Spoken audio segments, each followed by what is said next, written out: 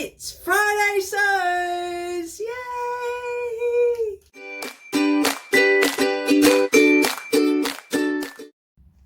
Hello, and welcome to Friday Sews with Deb at Sewing Seams with Deb.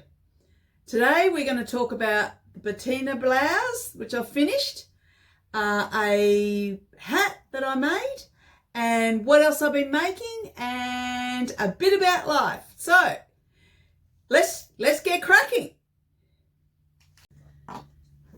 Warm welcome to Friday Sews, and welcome to the continuing subscribers, and to any new subscribers, you're very welcome. And I hope you enjoy the video, and I hope you're enjoying the channel.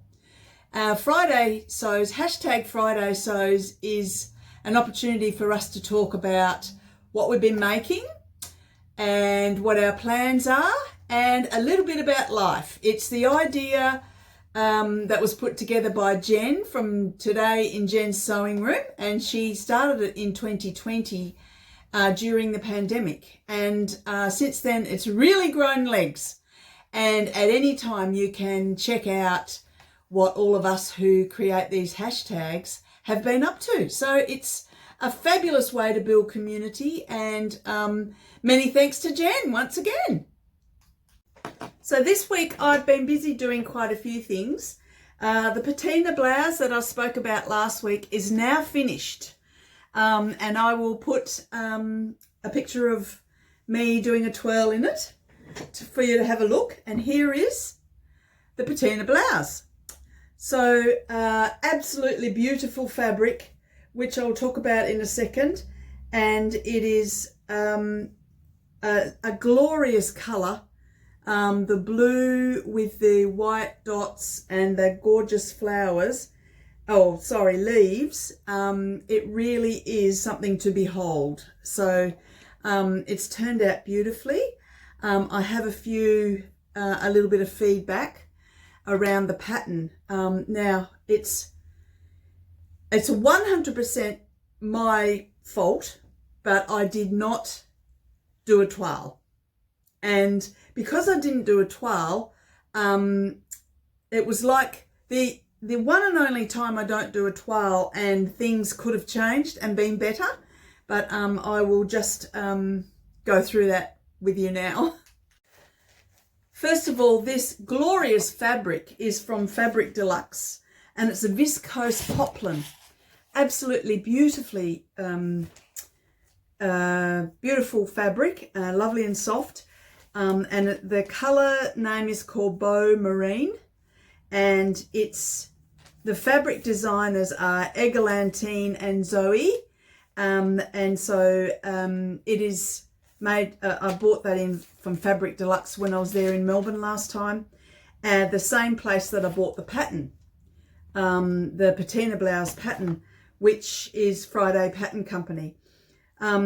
So the changes, I made a size medium, and I had 1.7 meters of fabric. I had, it was the perfect amount of fabric. So very well done in figuring that out. But what I need to adjust for next time is I would like to extend the sleeve length, whilst it's kind of 7/8 length. And for some purposes, that'll be ideal. I think for me, I'm going to live with that and see how it goes. And if I find that I would like to extend the sleeve length, what I'll do is I'll make a very wide cuff, and I'll change the cuff at the bottom. But for now, I'll leave it as it came in the pattern. So next time, I will be extending the sleeve length by at least an inch, but I'll double check that.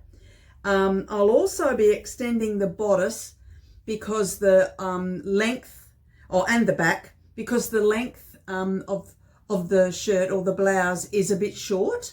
It just sits, it sits nice when it's hanging out, but I think it's going to pull out of my jeans or my skirt when I'm wearing it and I have it French tucked.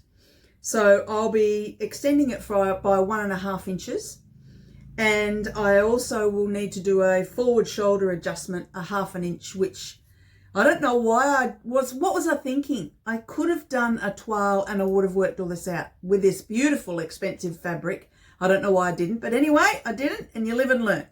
So not all of us take our time, and I was like a bull at a gate, and I really wanted to get the thing done because I love the fabric and I want to get wearing it. So, but anyway, so that's that. It's a lovely pattern. It's got great instructions. I'm just getting the instructions out. So that it comes with a little booklet, and the instructions are really good. There are a couple of things that I would probably add to the instructions. It didn't say anything about the long sleeves and the cuffs. It didn't even mention, I reread it, and there's no mention of putting the buttons on or the buttonholes. But it does talk about the buttons on the blouse front. Just on the buttons, the suggestion is to put 5 buttons on it, which is what I did. I've put 5 buttons on, but to be honest, that bottom button is so close to the bottom of the garment that was a waste of time and effort. And I tell you what, because the fabric was so precious and it was expensive, I was really scared to do the buttonholes. So I waited till I let it hang for a couple of days, and then I waited until I was fresh in the morning, and then I made the buttonholes.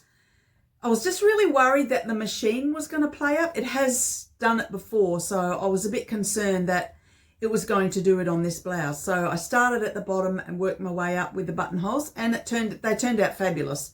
So when I was on a roll, I just got them done. It only took me 15 minutes, I think, to do the lot, including the measuring. So I am very happy with it. And you'll see by the twirl and the photo that I think the colour suits me. I think it's one of my colours. So just one last thing to really be careful of when you are making the patina blouse, that it has got a 3/8 of an inch seam allowance, which is not the standard 5/8 of an inch. So it's a bit smaller than usual. So be careful of that. Otherwise it's going to end up too small if you start working with the 5/8. And then there's a little section at instruction number 14 where we're pinning the collar to the right side of the neckline. So that's the picture of the instruction. And I've highlighted it for next time because for that particular instruction, we're just doing 1/4 of an inch seam allowance, which is 6 millimeters. So that's only really, really quite small. And if I had have not noticed that, I would have done my 3/8 and it would have really changed that collar. So, but as it's turned out, the collar is sitting beautifully. And what a beautiful feature. Now, also on some other people's reviews, sorry, I can't remember who it was. Someone made a contrasting coloured collar, which looked really nice as well. Which it didn't even occur to me. And who else does this? I actually checked out the reviews when I finished the blouse. That was a bit stupid. That's when I realised that everyone was saying the sleeves are too short. Duh. Anyway, live and learn, right? I forgot to say, what am I wearing? So this is my black and white Olympia dress. Now the Olympia dress is Love Notions pattern, and it's for stretch fabric. And I made a size medium and with the long sleeves. And this is just a cotton, but it is very nice thickness for the change of season. So that's it there, the Olympia dress. So today I'm wearing it with red lipstick, red earrings, and with gold, and a red belt and a stretchy belt. And you can wear it with black or blue, or because of the black spots on white fabric, it's very, very versatile. I'm having a lot of fun with it. Now last weekend I went to a sewing day with the Sewing Guild, or those members who wanted to come, and I made a hat. Now this is, when I was down south earlier this month, I went into a shop and I was trying to buy a new walking hat, and I ended up thinking, what am I doing? I'll just make one. So I've got already had the pattern. One moment please, I'll just get the pattern. So the pattern is McCalls Fashion Accessories, and it's McCalls 2163, and that's it there. So I have made view B. Actually, it's view A, which is down the bottom. View B is the same, the one up the top on your right. The one at the top is the same, but it's got a bow at the back, but I just made mine plain because with the checks, there's enough going on. And if I want to brighten that up, I'll put a ribbon on there. But how about this one with the broad brim? I don't know how that would go. My head, I've got a small head. This is the smallest size available. I just think I'd probably get a little bit lost with that hat on. So anyway, that was a lot of fun to make. Really easy. Wanted to make a no-brainer. It's all lined and everything. It's lined. Just in plain white, and I've done that deliberately because I want it to be cool. You know, when you're walking, well, wearing a hat, you don't have to be walking, on a hot day, and your head gets very, very hot if it's too heavy and thick. So that's my new hat. How good. Now, the other thing I've been making is eye pillows. Does anyone know what they are? Here's one. It's got, they're made of satin, and, you know, being a yoga teacher, or anyone who's been to yoga may have used an eye pillow when you do the yoga nidra, the relaxation at the end of a class. Usually do a 10 minutes in Shavasana, in laying down in the corpse pose, and you can put these on your eye. Because that's satin, it's very cooling to the skin, and it's beautiful and soft around your eyes. There is flaxseed in these, and that is a very gentle weight to put on your eyes.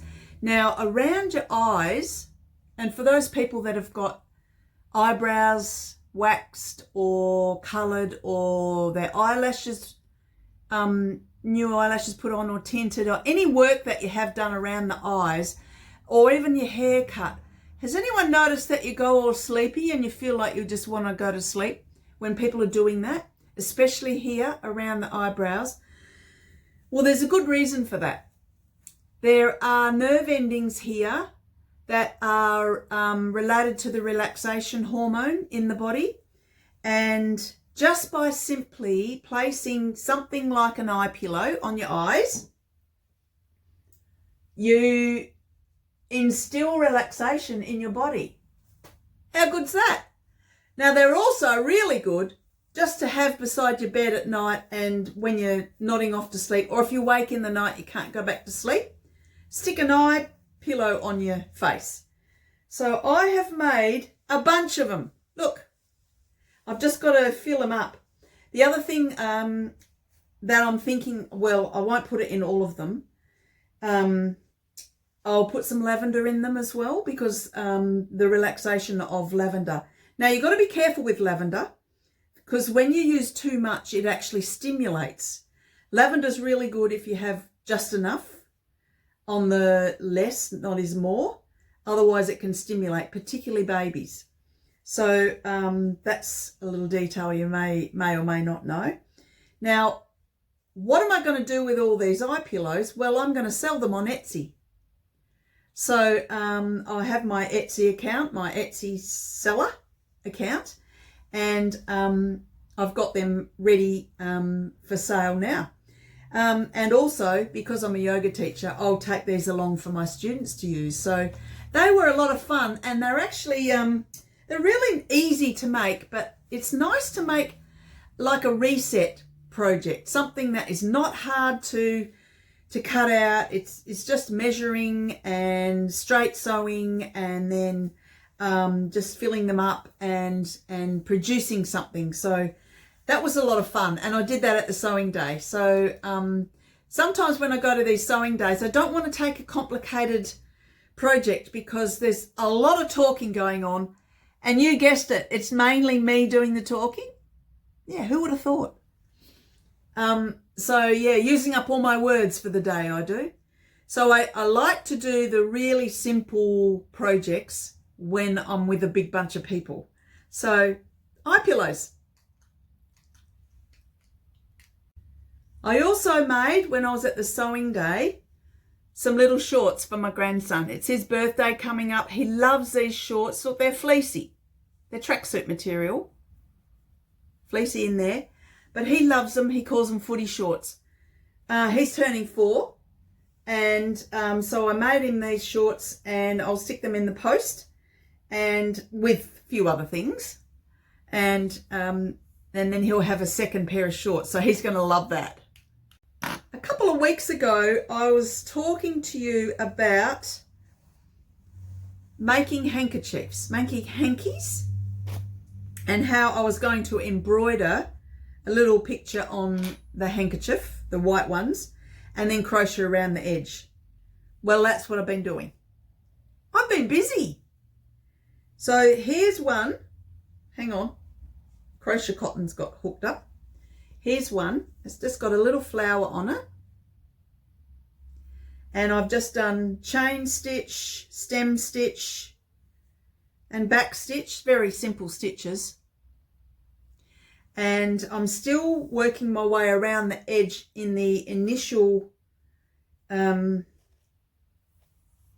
don't know what it's called, but I'm calling it like a log-on stitch. Like it's just to get started. Can you see that? You might not be able to see, it's too bright. So when I come back around, and how skinny is this? So tiny. You know, this is so fine, this crochet hook, that I've actually pierced my finger that many times. Oh, that's creepy. I'm going inside my finger with this crochet hook. Please be careful. Don't sit on a crochet hook. So it will turn. I'll show you the progress next time, and it's going to be very pretty. And I'll probably only go around there another one time, maybe 2. You don't want it too wide because you're going to be blowing your nose or wiping your lipstick or the corner of your lips or whatever. Or just wiping your brow or wiping your sweaty hands. You know, what else do you use a handkerchief for? So that's a bit of a no-brainer project as well. So I like that I don't have to concentrate too much. So I'm interchanging this and my knitting. And I'll give you an update on my knitting next week. So crocheting, loving it. Now, because I did a little bit of embroidery, I've got all inspired about embroidery or hand stitching or stitchery. Check out the book that I found at a secondhand bookshop, of course. That's a Reader's Digest, complete book of embroidery. This is beautiful and it is inspiring me. There are trace off motifs in here that you can trace, and it goes through all the different stitches, pages and pages of them. Some there, stem stitch, back stitch, they're the ones that I was doing, which I was doing from memory. I did those on that flower before I got this. Satin stitch, yes, I do that one a lot. French knot, a lot of people use that stitch, very common or popular. And it goes on and on. Check out this pretty little pouch bag. That's all done with Stitchery. Isn't that lovely? And then you can do all these other things. A butterfly tablecloth. Who's into tablecloths? I am. I like my tablecloths. There's some lovely work there on a tablecloth. So there's great ideas in this book. And as you get more to the back, you get really more complicated stitches. This one's got the double knot stitch. and the Portuguese knotted stem stitch. Never heard of it, but I'm sure it's lovely. So what a great book. It's so much to learn, so many things to do. Who would be bored in this life? There's so many exciting things to do.